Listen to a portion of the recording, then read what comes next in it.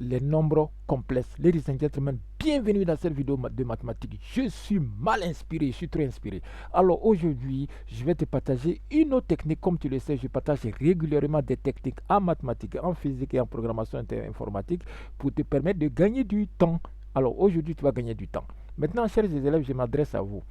Imaginons qu'on vous donne ce nombre complexe z égale moins 1, donc moins 1 c'est la partie réelle et racine de 3 c'est la partie imaginaire. Attention, certains élèves pensent que i racine de 3 est la partie imaginaire. Non, c'est racine de 3 la partie imaginaire. Ok. Maintenant, on vous dit de mettre ça sous les deux autres formes. Là, c'est la forme algébrique. On vous dit de mettre ça sous la forme trigonométrique, ok, et puis de mettre ça sous la notation de Euler, ok. Voilà. Alors, c'est simple. Alors, je vois les élèves, ils font quoi? Ils appellent ça A, ok? Donc, on va faire comme ça. Donc, certains élèves, ils appellent ça A. Ils récitent au fait le cours. Alors, moi, j'ai horreur de ça. C'est-à-dire, ils font cosinus de A, cosinus de θ, ok? Ils choisissent, ils supposent que l'argument, c'est θ. Cosinus θ, donc, égal à A sur module de Z.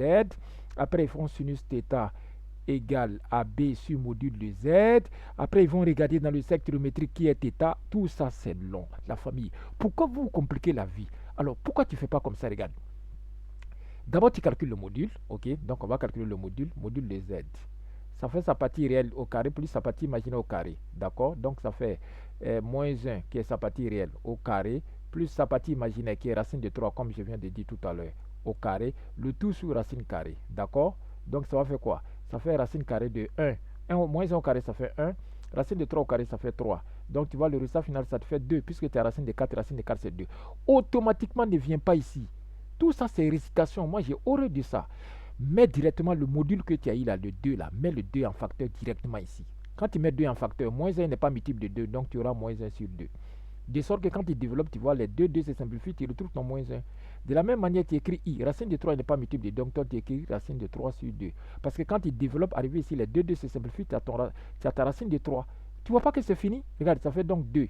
Ici, moins 1 demi. Tu vois, moins 1 demi, c'est ici. Sur l'axe des cosinus, d'accord? Moins 1 demi, c'est là. Et racine de 3 sur 2, tu vois, c'est là. Quelle est l'angle qui se cache ici? C'est quelle langue qui se cache ici? C'est 2 pi sur 3. Donc, automatiquement, tu vas dire que tu remplaces tes moins 1 demi par cosinus de 2 pi sur 3, plus le i, tu l'écris. Le racine de 3 sur 2, lui, c'est sinus de 2 pi sur 3. Terminé pour la forme. Ça, c'est la forme géométrique. Terminé.